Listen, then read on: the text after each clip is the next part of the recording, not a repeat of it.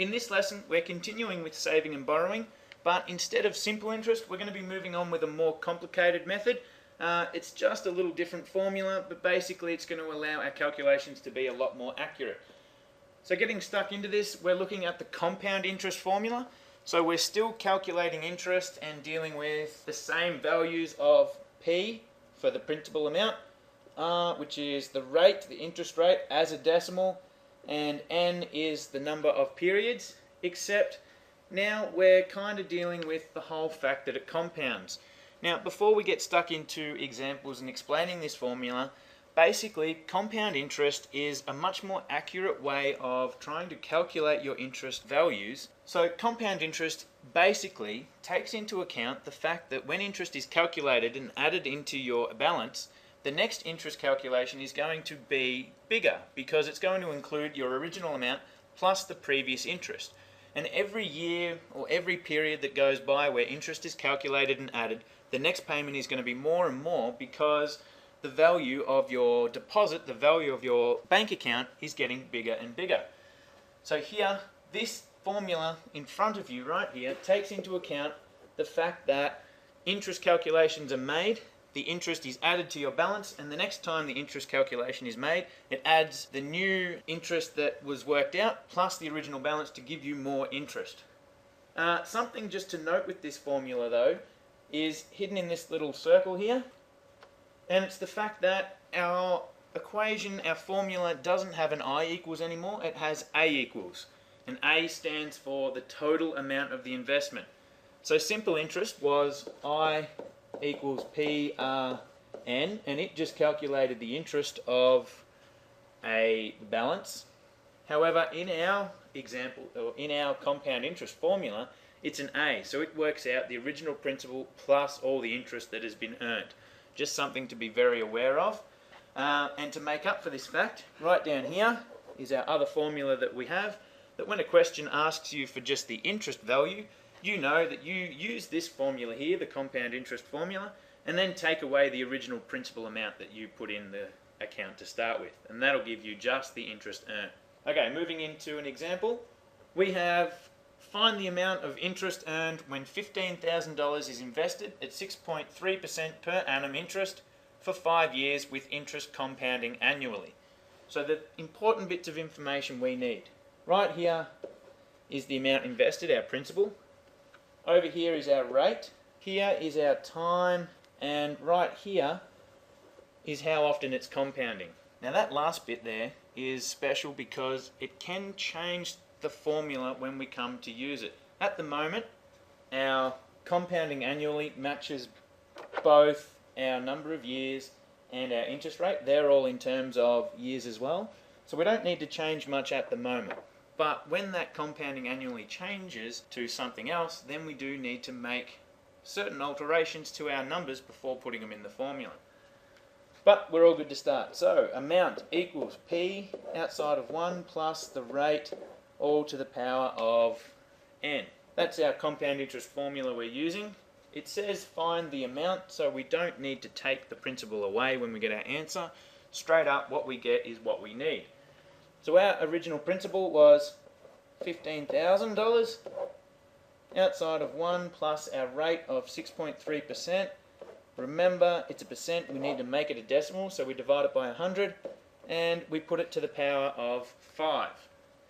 Now plugging that in your calculator will get you $20,000, 359 and 5 cents. And that's it.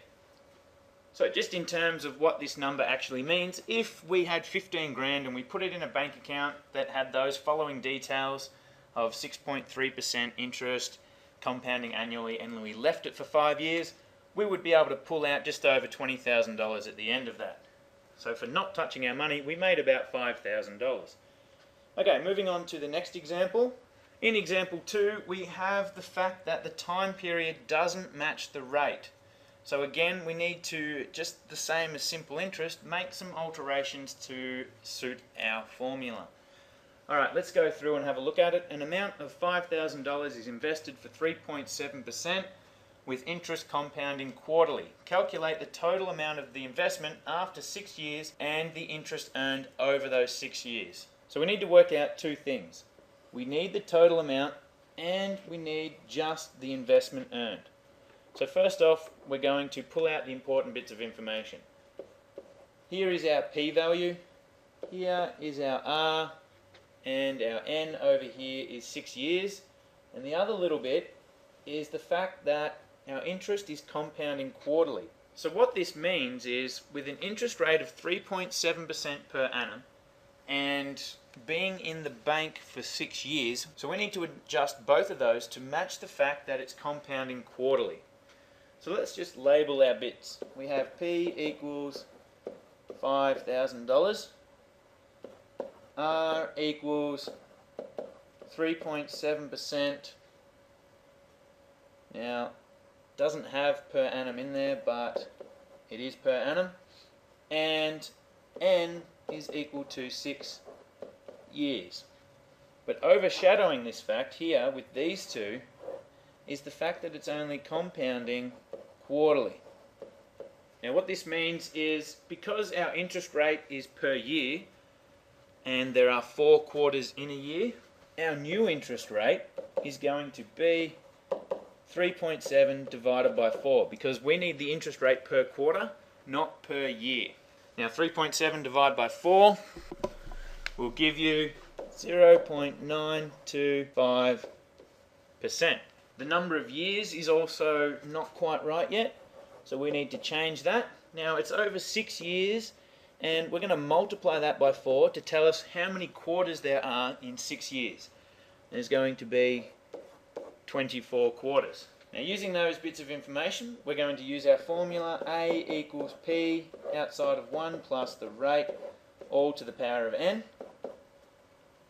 P is our $5,000 outside of 1 plus the rate. Now remember, we need to use our new rate here, which is 0.925. That's a percentage, so we need to divide that by 100, and we need to put that to the power of 24 because that's the number of periods. So notice why number of periods is now a much better way of n rather than just the time, because these periods are going to change. Okay, subbing all that in to a calculator will get you 6236.49 rounded up. So that's telling us that if we leave it for 6 years, we're going to earn we're going to be able to withdraw, $6,236.49. So that answers the question where it asks for the amount. But remember, there was a second bit to it that also asked for the interest. Now we're going to do that calculation over here on the side. Interest is equal to the amount minus the principal. We haven't actually made $6,000. We've made anything above $5,000, because that $5,000 we originally put in was ours in the first place. We didn't actually get that for nothing. So we're going to have $6,236.49 minus the $5,000 that we already had, that we had to put in there ourselves, which is going to give us $1,236.49 in interest. So only that $1,200 we can claim to have actually made, because the original $5,000 was ours to start with. So that's pretty much all there is to compound interest. Thanks for watching this video, and good luck.